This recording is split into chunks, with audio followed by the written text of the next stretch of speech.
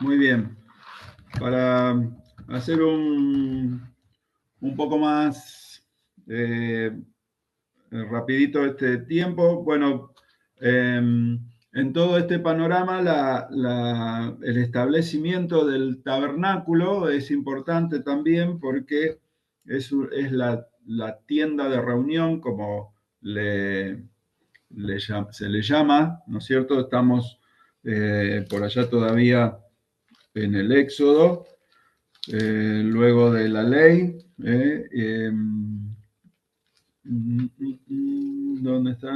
Bueno, eh, en Éxodo 25, por ahí. Entonces, este tabernáculo tenía dos secciones, el lugar santo y el lugar santísimo. Había en estas dos secciones, en el lugar santo, hay una mesa con los panes de la proposición, que eran 12 piezas de pan que recordaban que Dios provee para toda necesidad.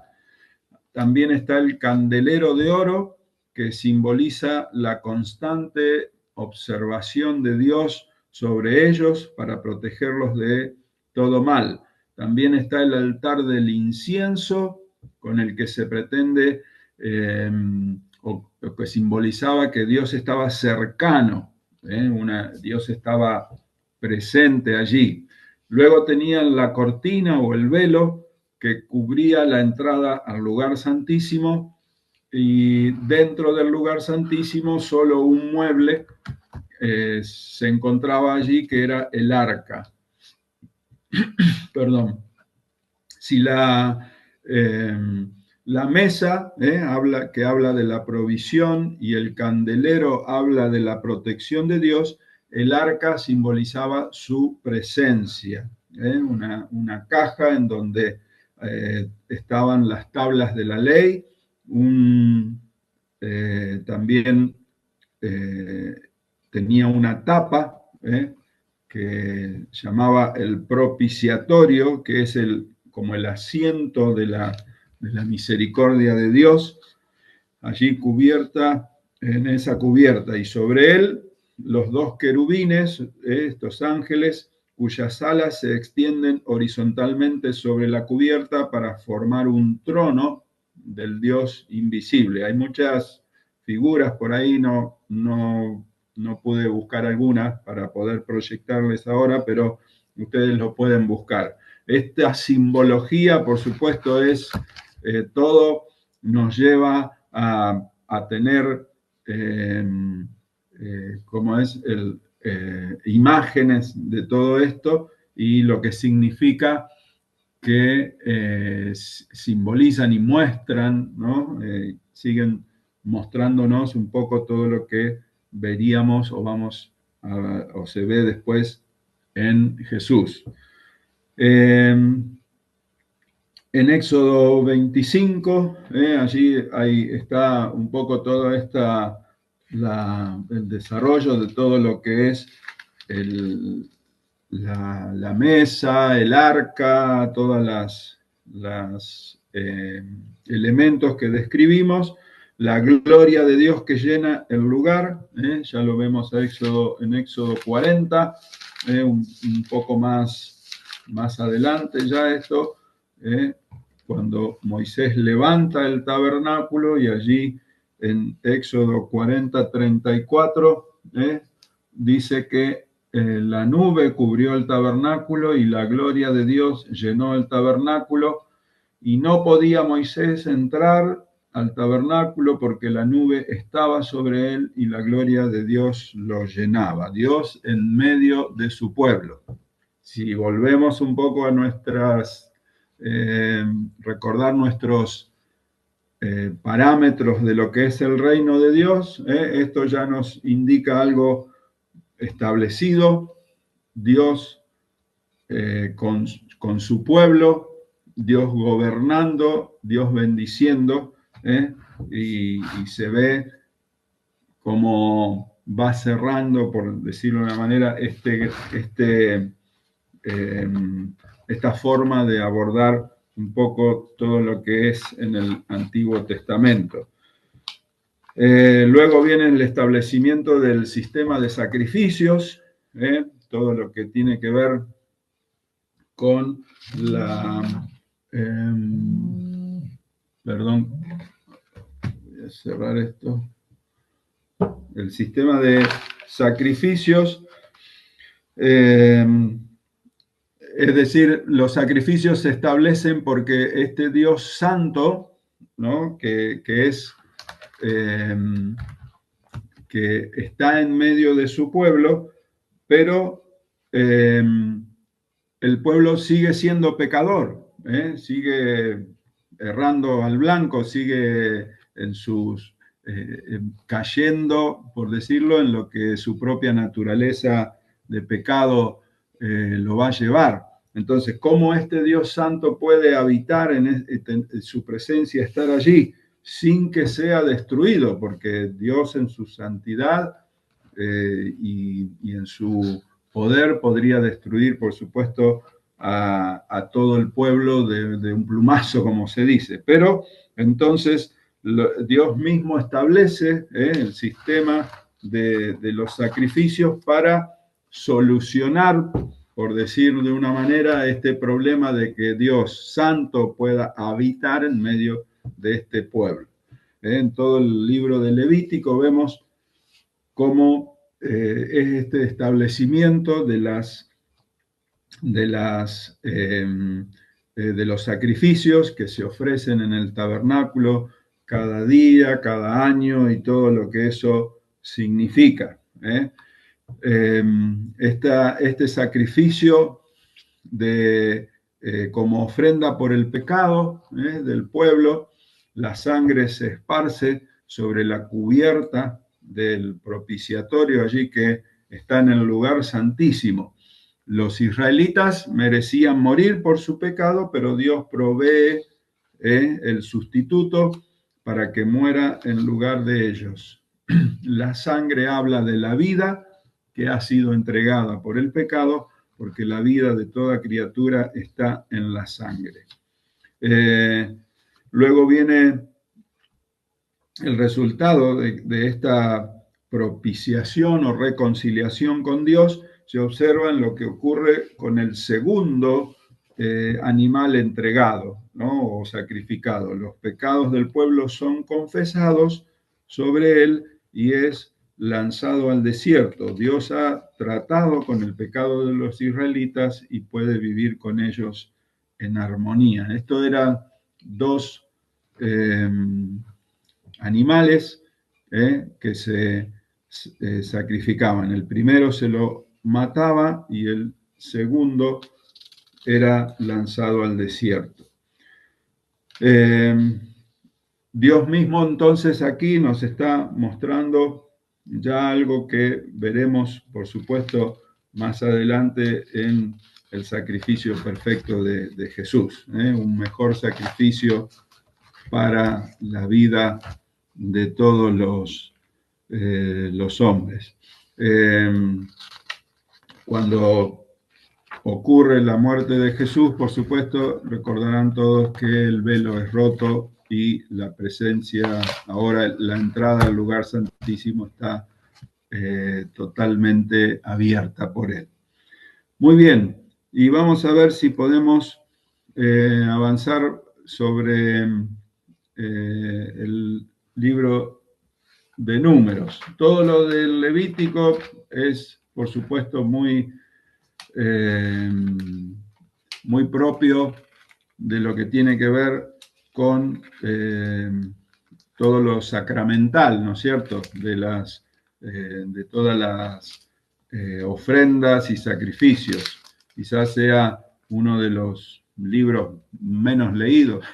Si quieren leerlo con algo de aclaración, se aconseja leer Levítico junto con Hebreos. Hebreos tiene muchas figuras del Levítico, lo cual hace que podamos tener como un panorama un poco más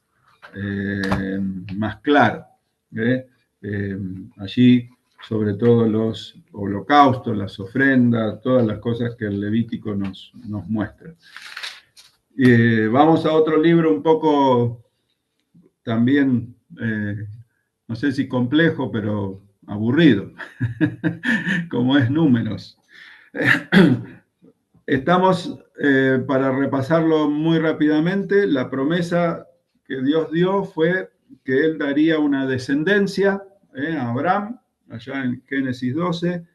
Se cumple parcialmente esto cuando la ley es dada, el tabernáculo se estableció, los israelitas tenían este lugar de adoración a Dios, se podían decir que son pueblo de Dios, bajo su gobierno, porque Dios había eh, eh, decidido estar en medio del pueblo a través del tabernáculo, pero todavía era una nación sin tierra. Si recordamos, el pueblo de Dios en la tierra de Dios bajo su gobierno. Tenemos dos elementos aquí, el pueblo, la presencia de Dios en el tabernáculo, pero nos falta el lugar de Dios en donde estén establecidos. Así que viene todo lo que significa la entrada a la tierra prometida en estos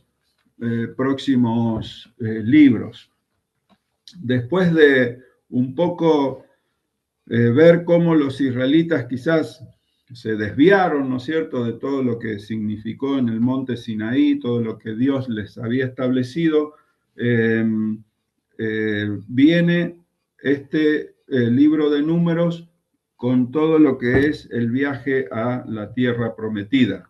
Toda la multitud que salió de Egipto está organizada, se organizó, se estableció, se conformó, incluso comenzaron a tener ya forma de pueblo organizado, como tener un ejército, y pareciera incluso todo el pueblo moviéndose como un ejército impresionante. Entonces, los israelitas van hacia la tierra prometida, Dios va al frente de ellos como una nube, recuerdan Números capítulo 10, vemos allí la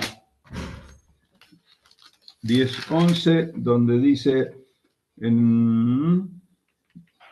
la nube se alzó del tabernáculo y partieron del desierto de Sinaí según orden de marcha y se detuvo en el desierto de Param. Allí empieza todo lo que en Números se va describiendo ya como los últimos años antes de empezar ese peregrinaje tan largo de 40 años, producto de la murmuración. Entonces murmuran contra Moisés por la comida y el liderazgo incluso de Moisés. Entonces, todas lo que ocurre en este tiempo es que la gente se atemoriza, se niegan a entrar en la tierra teniendo miedo porque iban a ser destruidos, pero esta respuesta en realidad es producto de su incredulidad. Entonces recuerdan esta incursión de los espías, Josué y Caleb, que exhortan a que confíen en Dios para habitar la tierra. El Señor está de nuestra parte, dicen ellos, en Números 14, allí verso 9, no sean rebeldes contra Jehová, ni temáis al pueblo de esta tierra, porque nosotros los comeremos como pan, su amparo se ha apartado de ellos y con nosotros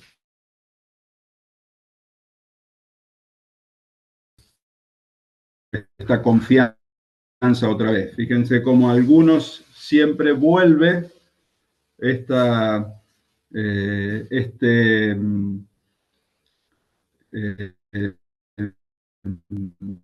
fe en Dios, creyendo, producir en la tierra. Así que todo eso un poco desarrollado en el libro de Números,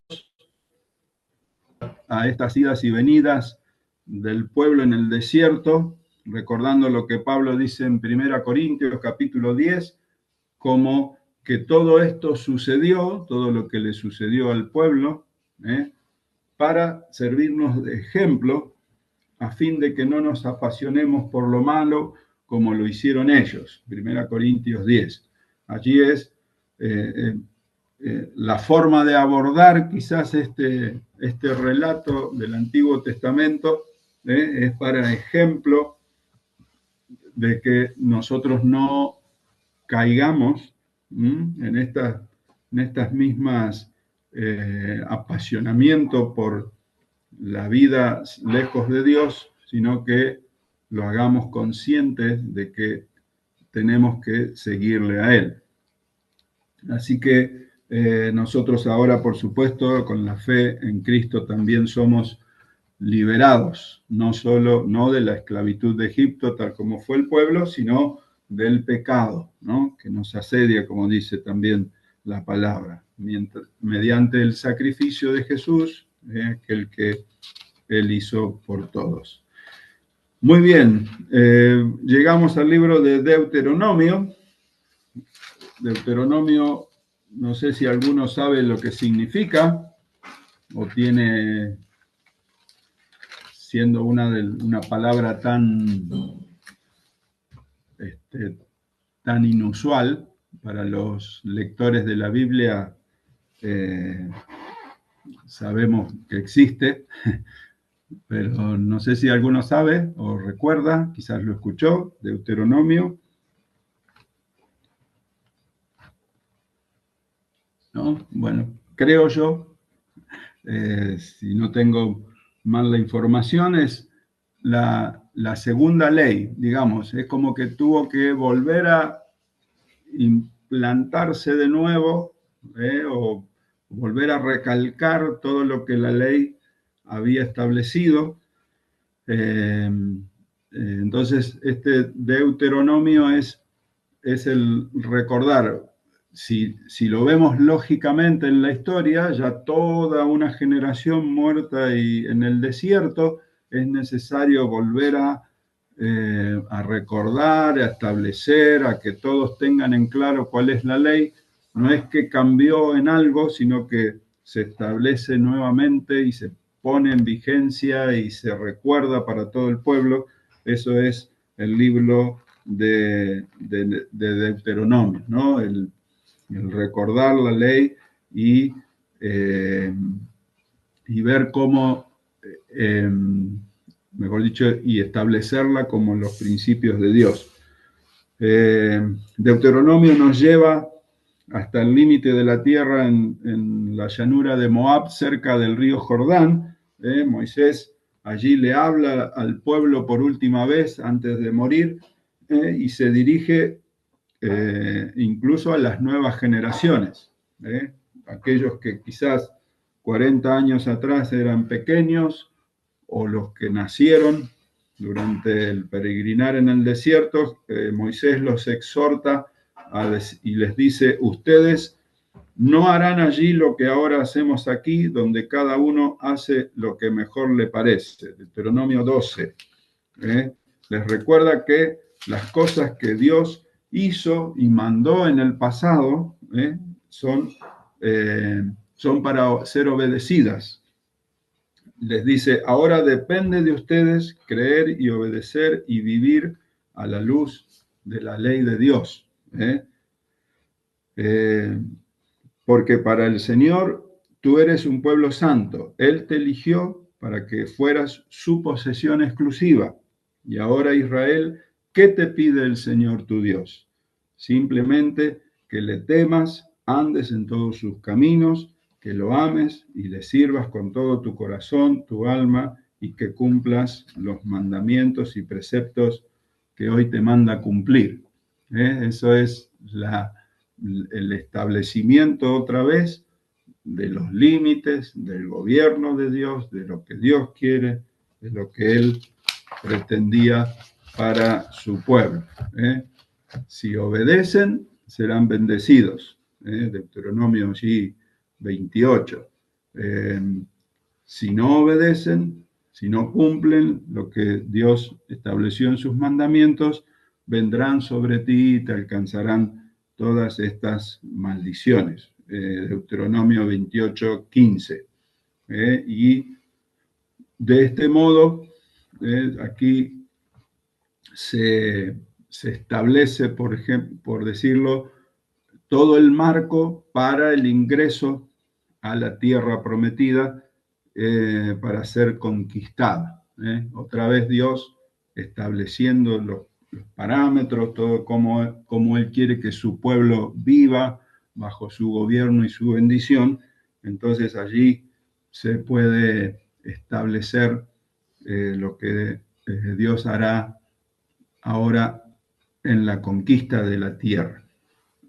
Estamos en el momento en el que Dios conforma al pueblo, le da su bendición de su presencia para establecerlos en la tierra que Él había prometido a sus antepasados. Quizás podemos cerrar por aquí para no ingresar en un nuevo tema y que se nos corte en el tiempo, siendo ya 8:15. Muy bien, no sé si alguien quiere preguntar algo, medio que fuimos bien rápido, ya estamos por pasar a todo lo que significa la conquista de la tierra desde Josué en adelante, y eso va a ir quizás un poco más rápido también.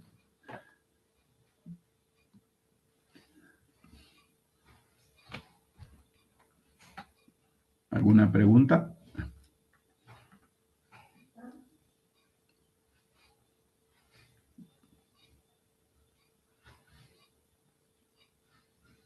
¿Están todos abrumados o están todos muy claros? Eh, hay algo que tengo que estudiar, es la parte de Levítico, cuando se le imponía la mano al cordero y se lo mandaba al desierto. Que dice que es un cordero para Jehová y otro para Jaasiel, como si fuera un demonio o, alguien, o una entidad malvada que vivía en el desierto. Eh, eh, Me sorprendió que se le ponga nombre a esta entidad opuesta al Señor, ¿no? Y como que se deje ese cordero así al azar en el desierto. Un poco Sí, escuché o investigué qué posición toman por ahí los estudiosos judíos sobre ese pasaje. ¿recordás más o menos el capítulo? No me acuerdo bien el capítulo. Después cualquier cosita después lo subo al grupo Sí, y si alguien sabe algo que claro. me Dale, pueda. cómo no. Héctor, ¿no era el que se refería que era el que cargaba el pecado y era enviado al desierto? Sí, ese. Ahora me acordé, es ese capítulo, pero no sé dónde. Oh, sí, hay que Creo que buscarlo es el porque 4. es como, me pasó como un flash, pero no, sí hay un montón de cosas que por ahí nosotros, leyes que están en Levítico que también nos quedan como tildadas, como diciendo qué es lo que se refiere a todo esto, ¿no? Creo que empiezan por ahí en el 4 las ofrendas por el pecado. Habría que ver desde ahí y lo investigamos, sí. Hay unos, en el 21 dice, sacará el becerro fuera del campamento y lo quemará como quemó el primer becerro. Expiación es por la congregación. No sé si es por ese lado. Quizás lo vemos un poquito mejor y compartimos algo en el grupo, ¿sí? Estaría Perdón, bueno. Azazel decía. Es em, Levítico 16:8, por ejemplo. Bien. poquito más adelante.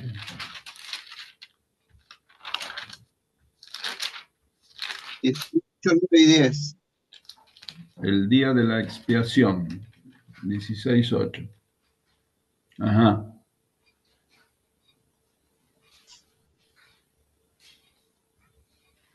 Bien.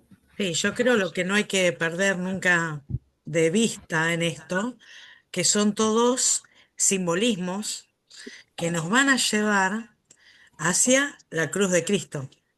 Claro. Entonces, muchas veces el tema del campamento era estar en la pertenencia, en la cobertura divina, ¿sí? Y estar fuera de ese lugar era estar lejos de la presencia de Dios. Entonces, a veces hay que ir mirando, hay cosas que para nosotros nos van a parecer muy difíciles de comprender porque estamos muy lejos, no solamente culturalmente, sino históricamente. Y bueno, pero está bueno esto para profundizar un poquito sobre el tema. ¿Por qué está bueno? Porque a veces no vamos a encontrar la explicación, pero a veces vamos a ver gente o grupos cristianos que toman estas cosas como algo para seguir, olvidándose que todo el Antiguo Testamento ya está cumplido en Cristo. Y de Cristo para acá estamos en un nuevo testamento, en un nuevo pacto. Entonces, eso está bueno tenerlo siempre en cuenta para cada cosa que nosotros veamos. Correcto, sí, sí. Recalcando un poco, como decíamos recién, lo que dice Pablo, ¿no? Que todo esto es para ejemplo y también tener en cuenta que nosotros ya tenemos la cruz y la resurrección vigente, establecida por Dios y ya está hecho todo en Cristo. Así que está bueno investigarlo como para conocimiento, ¿sí? Y saber qué significaba, si podemos encontrarle lo más cercano posible, pero gracias a Dios que ya está resuelto todo esto. Claro, es que justamente siempre me pregunté, porque como hay que comparar Levítico con Hebreos, como vos recién decías, en qué tiene que ver este cordero, no sé si era un becerro o alguna cosa de esa, que se iba para el desierto, o un chivo, no sé qué era. Macho cabrío, dice. Eso, macho cabrío. Este, ¿En qué lo ponemos en práctica ahora?